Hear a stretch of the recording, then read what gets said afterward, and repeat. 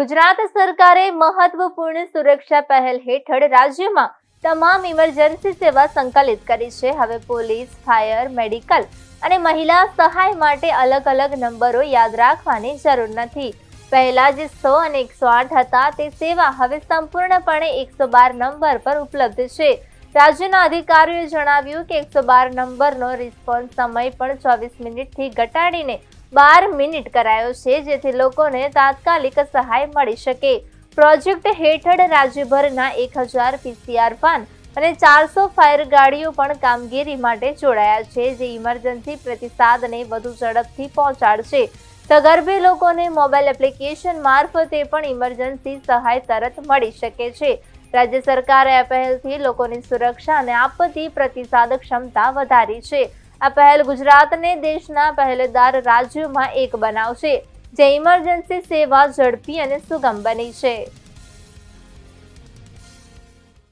ગુજરાત રાજ્યમાં medical emergency માટે 108 number, મહિલા હેલ્પલાઇન માટે 181 નંબર, પોલીસની હેલ્પલાઇન માટે 100 નંબર અને ડિઝાસ્ટર માટે 1070 આવા અલગ અલગ અને ફાયર ડિપાર્ટમેન્ટ માટે 101 તો વિવિધ પરિસ્થિતિમાં અલગ અલગ નંબરો યાદ ન રાખતા એક જ આખા રાજ્યનું કંટ્રોલ એન્ડ કમાન્ડ સેન્ટર હોય અને એમાં તમામ પ્રકારની ઇમરજન્સીનું ટ્રાયજિંગ થઈ અને જે તે મદદને તાત્કાલિક કોઈ પણ સમયનો બગાડ કર્યા વગર પહોંચાડી શકાય એ માટે ભારત સરકારના ગૃહ મંત્રાલય દ્વારા 112 નંબર ડિક્લેર કરેલો છે અને ગુજરાત રાજ્યના હોમ ડિપાર્ટમેન્ટ અને EMRI મળીને આ સેવા 112 જનરક્ષક તરીકે લોકોને પ્રાપ્ત થાય એ માટેનું એક સુંદર આયોજન કરેલું છે, જેમાં હાઈ ટેકનોલોજી ઇન્ટરફેસ ક્રિએટ કરી અને આખા રાજ્યના centralise control and command centre અને જિલ્લા કક્ષાએ પોલીસના કંટ્રોલ રૂમ્સ છે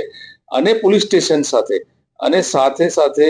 1000 જેટલી પીસીઆર વેન, જનરક્ષક વેન, આ બધાને ટેકનોલોજીની મદદથી પેપરલેસ મેનરમાં ડિજિટલાઇઝડ રેકોર્ડ ક્રિએટ કરી અને ઇન્ટિગ્રેટ કરી અને કઠવાડા ખાતે એ 112 નું કોલ સેન્ટર કાર્યાન્વિત કરવામાં આવેલું છે અને આ સમગ્ર પ્રોજેક્ટનું ઇનોગ્યુરેશન આપણા ગૃહમંત્રી, કેન્દ્રીય ગૃહમંત્રી અને સહકારિતા મંત્રી માનનીય અમિત શાહ સાહેબે 31 ઓગસ્ટના દિવસે ગાંધીનગરથી આપણા માનનીય મુખ્યમંત્રી અને નાયબ મુખ્યમંત્રી શ્રીની ઉપસ્થિતિમાં આ કાર્યક્રમનું લોકાર્પણ થયું છે।